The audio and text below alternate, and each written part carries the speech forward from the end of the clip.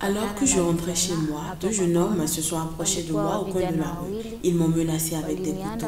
L'un d'eux a mis un couteau de ce côté et l'autre a placé un couteau de ce côté. Ils m'ont forcé à me déshabiller et m'ont violé vaginalement et analement. Et ils m'ont battu sans pitié.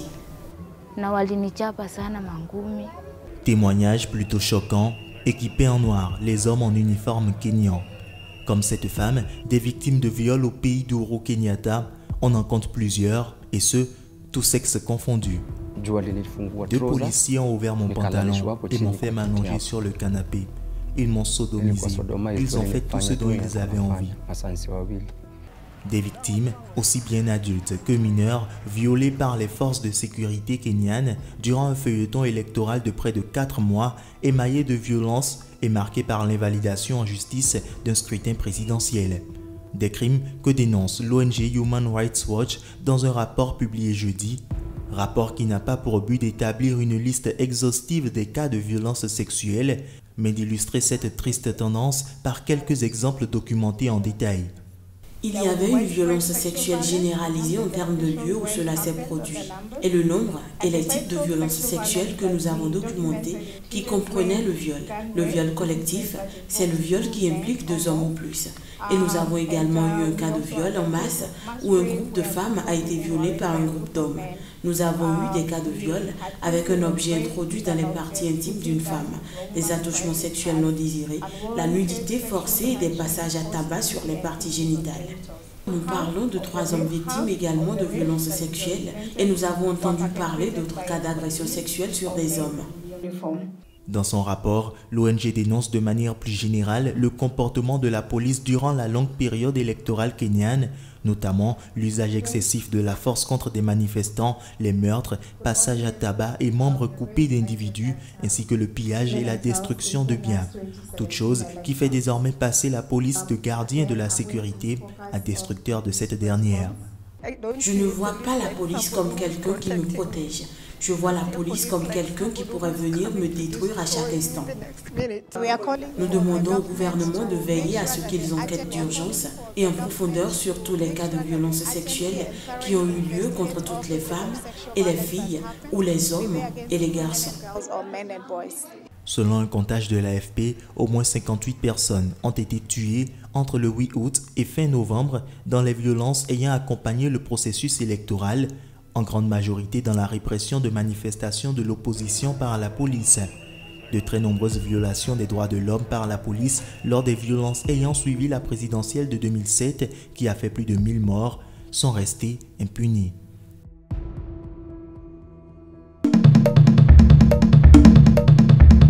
Le Congrès national africain ANC au pouvoir depuis 1994 en Afrique du Sud a repris dimanche soir ses opérations de vote pour désigner le successeur de leur contesté président Jacob Zuma, un scrutin crucial pour l'avenir du parti et de la nation arc-en-ciel. L'élection oppose l'actuel vice-président Cyril Ramaphosa, soutenu par l'aile modérée de l'ANC, à la candidate soutenue par Zuma, son ex-épouse et ancienne patronne de l'Union africaine, Nkosazana Dlamini Zuma.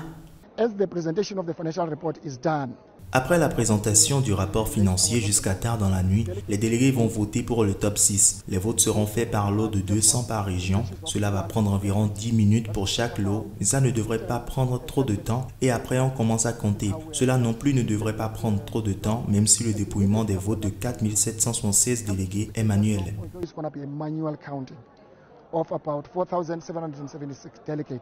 Depuis l'ouverture de sa conférence samedi, les délégués de l'ANC se sont opposés sur les modalités de la procédure électorale, illustration des fractures qui déchirent depuis des mois le mouvement de Nelson Mandela. Ce n'est qu'en fin de journée dimanche qu'ils sont parvenus, après de longues tractations, à se mettre d'accord sur une liste révisée de 4776 votants contre plus de 5200 initialement prévus.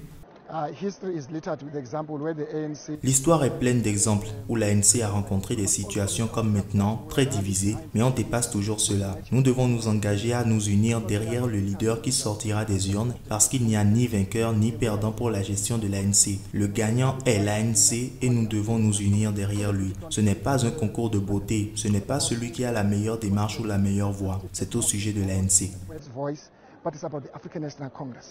Le décompte actualisé des nominations par les différentes sections et branches provinciales du parti, publié dimanche, a donné une longueur d'avance à Ramaphosa sur sa rivale, avec un total de 1469 contre 1094. Mais ce rapport de force peut être facilement inversé, puisque les délégués ne sont liés par aucune consigne de vote. Le vainqueur de ce duel au couteau a de bonnes chances de devenir le prochain président du pays en 2019, à la fin du deuxième quinquennat de Jacob Zuma.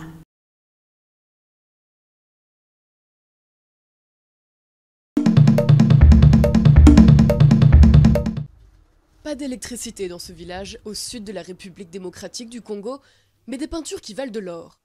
Depuis des générations, ces villageoises profitent de la saison sèche pour décorer leurs cases de scènes de la vie quotidienne.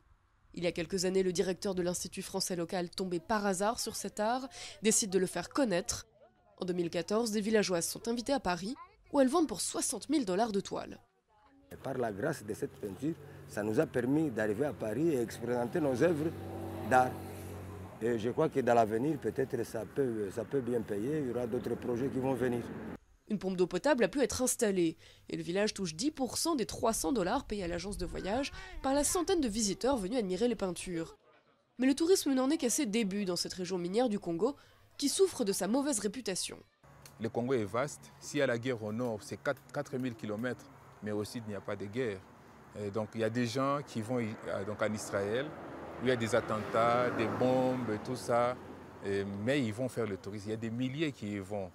Pour faire fructifier l'art de la région, ce tour opérateur table aussi sur la malachite, très répandue dans les environs. L'arrivée d'entrepreneurs chinois amateurs de souvenirs a relancé les ventes, mais la crise politique que traverse le pays depuis plusieurs années en décourage plus d'un.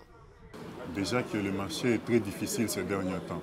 Vous savez, avec tout ce que le pays traverse, on a du mal. Les touristes n'arrivent pas à venir ici. Autre frein, les lourdeurs administratives, comme pour obtenir un visa. Mais les professionnels sont optimistes. Pour eux, certains défauts peuvent devenir des atouts. Quelqu'un qui vient avec cette très belle 4x4, très dure, vous allez l'essayer sur une mauvaise route. C'est très joli. S'embourber, c'est désembourbé, c'est déjà une forme de tourisme.